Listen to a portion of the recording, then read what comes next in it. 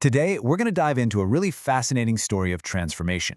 It's all about how one of the oldest public services is getting a 21st century upgrade to tackle a huge economic challenge, one that affects almost 2 billion people across the globe.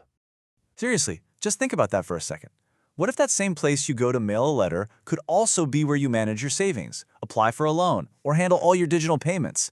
Well, in Tunisia, this isn't just a what if, it's the actual blueprint for a financial revolution. But before we get into how they're doing this, we really need to understand why. And the why is a really big deal. There's a deep financial divide that's essentially splitting the country in two. Look at this number, 63%. In 2017, a staggering 63% of adults in Tunisia didn't have an account at a formal financial institution. That means nearly 2 out of every 3 people were operating almost completely outside of the formal economy. That's huge. And there's a name for this problem. It's called financial exclusion. It basically means you're locked out from basic tools like a bank account, credit, or insurance. And that makes it incredibly hard to save for the future, invest in a business, or even just manage your daily expenses safely.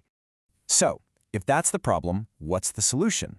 Well, it's the flip side of the coin, financial inclusion. The goal is pretty straightforward, but also incredibly ambitious. Bring everyone into the formal financial system. Give them the tools they need to build better lives and be a part of the economy. Now you're looking at a diagram from the original research. And don't worry about the text being in Arabic. The concept it's showing is what's really important. See, the idea of financial inclusion didn't just pop up out of nowhere. It evolved. It started small, with a narrow focus on little loans, microcredit. Then it got a bit broader, becoming microfinance, which brought in things like savings. And now, financial inclusion is the whole shebang, a complete ecosystem of financial services for everybody.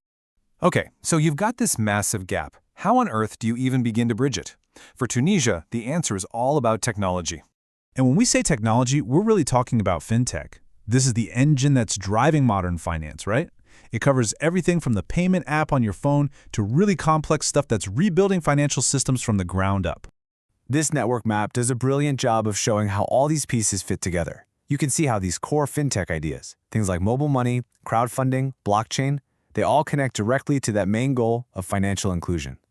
These aren't just buzzwords. They're the actual tools that can make financial services cheaper, faster, and way more accessible than ever before. All right, so we've got the problem, we've got the technology. How does this all actually come together in the real world? Well, this brings us to Tunisia's really ambitious plan, the Post-Bank project. Okay, these charts are super important for understanding the opportunity here. See the red bars? That's the infrastructure for traditional banks. But now, focus on the blue bars. That's the Postal Service.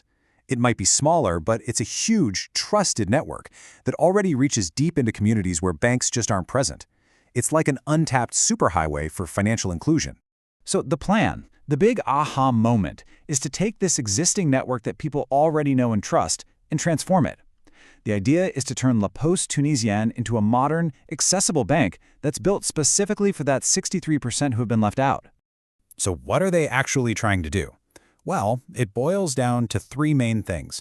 First, just get more people with bank accounts. Plain and simple. Second, use tech to make it super easy for people to access these services. And third, offer everything from simple accounts to more complex stuff, making it a true full-service bank for everyone. So that's the big idea. It's a great one. But how do you actually make something this ambitious happen? Let's take a look at the strategy they're using to turn this plan into reality.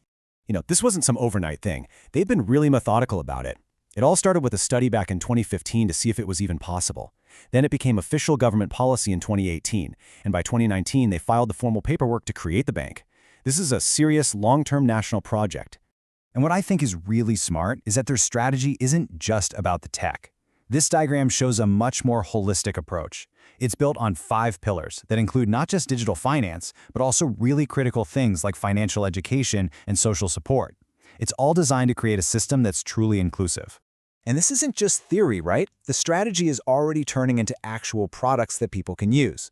The Postbank is partnering up to offer payment cards, they've created a social card to get welfare payments directly to families, and they've even launched family packs to help people with household budgeting.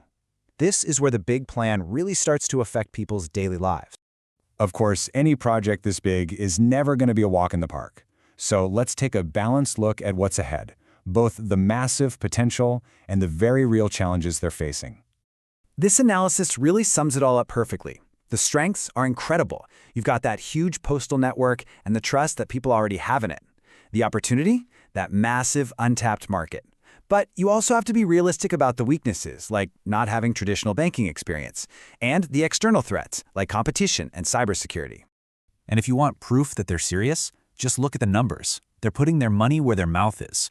The number of postal ATMs more than doubled in just 4 years, from 2015 to 2019. They are physically building the foundation to make this happen. You know, the researchers who studied this project put it best. They said the journey has begun, the first steps have been taken, but it's a difficult road ahead. I think that's a fantastic summary. Cautious, but optimistic. And that kind of leaves us with a final, really powerful question to think about. This whole experiment in Tunisia is about more than just one country. It's asking, could this be the model? Could transforming trusted institutions like post offices be the key to finally including billions of people in the global economy? It's definitely something to chew on.